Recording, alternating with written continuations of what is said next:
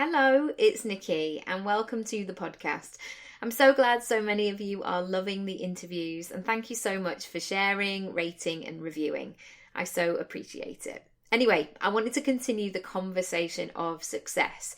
So often we hear the extremes, don't we, of rags to riches, homeless to billionaire, sleeping on a random sofa to a blinged up palace. But what about the in-between bits? I know personally I have had many. How do you get from A to Z? But also, how do you get from A to B or F to M? In these mini episodes, I want to provide questions to ponder, ideas that might spark a brainstorm, or raise topics that might be a little bit uncomfortable in the moment, but they will support you to go to the next level of your business. As always, please come over to social media at Nicky Raby, and I'd love to hear your thoughts and breakthroughs. In today's episode, I want to talk about quiet months because nobody really does, and I'm sure we all have them. You know the ones. On a factual level, they may look like this. So firstly, money. Most months making money, making sales is pretty predictable. You put your physical or your digital, come on in, we're open, sign out, and passers-by and the usually engaged audience pop on over and start asking how they can pay you. However, this month your customers have either gone on holiday or are taking a holiday from buying. And this slowly starts to become increasingly disturbing as the days go by. 16th, 17th, 18th, 19th. You know that you have some whopping bills at the end of the month. And you start to question how you'll pay them. When is the point that you need to worry? And how old is too old to ask your family to lend you money? And why can't you get that documentary that you once saw, Pole Dancing and Me, out of your head? And when is the point that things get so uncomfortable that you start to tweak your values? Being a good business owner. So you've done all the things, the positive mindset, inner work, the podcast and the motivational shizzle, the deep breathing and the pep talk of, you can do this, dude. And you sit at your desk with a strong and detailed to-do list, and for the most part, you actually complete a lot of the tasks.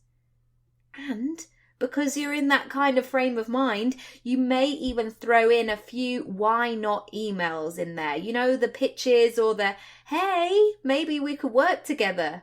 You know, the stuff that is out of your comfort zone and you have to look away from the screen when you press send because frankly it would be too scary to actually revel in this empowered moment.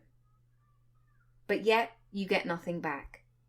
There are a lot of out-of-office responders which make you feel despondent as you've just spent over an hour crafting that perfect, yeah, I'm breezy, but keen, but available, but not desperate email. You've shared some of your best work, but yet nothing. And to be honest, if you'd taken a picture of the inside of your laundry basket, you may have evoked a more engaged response. And you've spent loads of time putting together some golden nuggets and killer content, but you just got more likes from passers-by in the corner shop. If you've been nodding to the above, it's okay. In fact, it's completely normal. And it's likely your business will have quiet months. And then you may be surprised and have some extraordinary ones. June was extraordinary for me. August was slow, steady, and satisfactory. Throughout my career, I've always known this to be my case in both all of the industries that I work in. January and August are often quiet. Many casting directors are out of London and seeing work that's already been created, i.e. the Edinburgh Fringe, and not calling my agent with auditions and creating new work. Likewise, in the coaching industry, my clients are having and enjoying downtime with their families and absorbing the summer months. It's about unwinding, switching off, being in the moment and out of routine. In fact, ironically, So many of my clients state this at the beginning of working together.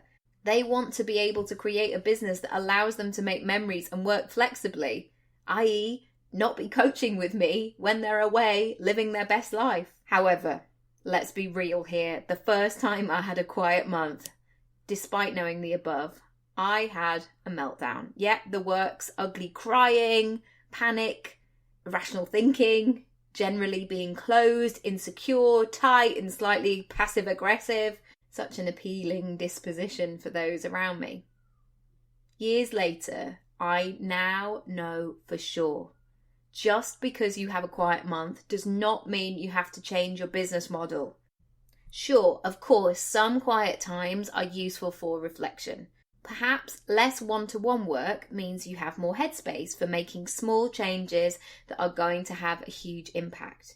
If those ideas pop into your head, go with them and action them. But for the most part, it is a learning to sit tight and ride it out. And don't worry, the new season is just around the corner.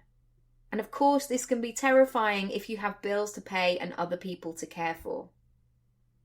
But I want you to know, you are great at what you do. You've worked so hard to get to this point. And even if it's a new business, you've been cultivating your skills and your talents for such a long time. Your customers may not be ready for you right now, and they may be ready for you in just a minute.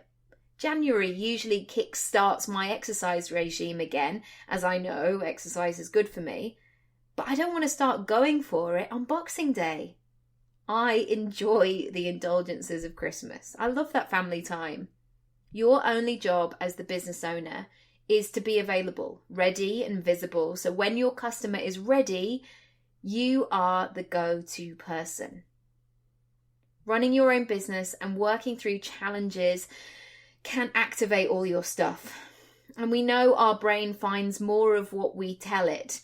So if you've had a few not now but later emails and you're in a negative state, you will immediately activate other rejections. The times when someone said no, or you got dumped, or that hurtful, flippant comment that still stays with you about not amounting to anything. Sometimes we have to be firm with our thoughts. And when the chips are down, it's easy to spiral into all other things that we're not achieving or owning or doing. And often we can be a hop, skip and a jump from transporting into full-on victim mode, playing small and throwing a pretty unattractive strop. Try and catch yourself before you get there. And if you do go there, go for it, but don't stay there for long.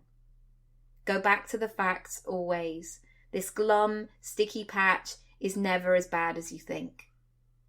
Take the time to rest, recharge, regroup, and get the creative juices flowing. This summer, I have not taken enough time to fully work or fully relax. I've been doing this weird jig. I now know I want to take August off next year. I understand the seasons of my business much more these days. And when I am busy, I need to be ready to show up as the best version of myself. So I'm much more aware of my flow, creatively and financially. Just because you're not getting immediate results doesn't mean you have to change everything. You've created wonderful offerings that are likely to have come from an instinctive and savvy place. Please don't throw away all this hard work. Focus how you can get more eyes on your offerings. Be imaginative, use your intuition, get technical. Perhaps there's a key marketing component that's missing. Be consistent, show up as you do, give oodles of value, ask questions and get to know your audience. Don't get distracted. Everything you want is on its way. But are you ready? Allow yourself to wallow, but a disproportionate amount of time is delaying your progress and withholding your talents from those who need them. This month may have been awful. It may have made you question everything. It may have affected your mental health, your belief in yourself, and your relationships.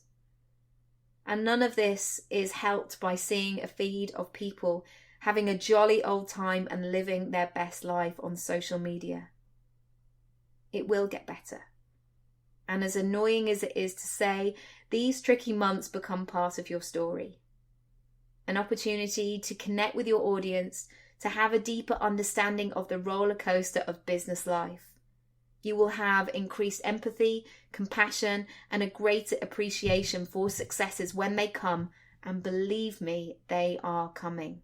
Finally, despite what we see on the glossy Instagram squares or the meetups in real life where it feels like everyone has got their together, everyone has tricky times. Many choose not to talk about it, which of course is okay. But please don't think for a moment you are alone or less than brilliant.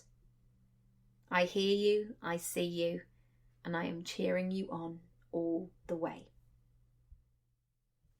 Thank you so much for listening as always. If you do want to rate and review and subscribe over on iTunes or even share it with a friend, I would love it. Thank you so much for your support. If you want to find out more about me and how we can work together, please go to nickyraby.com or connect with me across social media at Nicky Raby. I'll see you soon. Bye.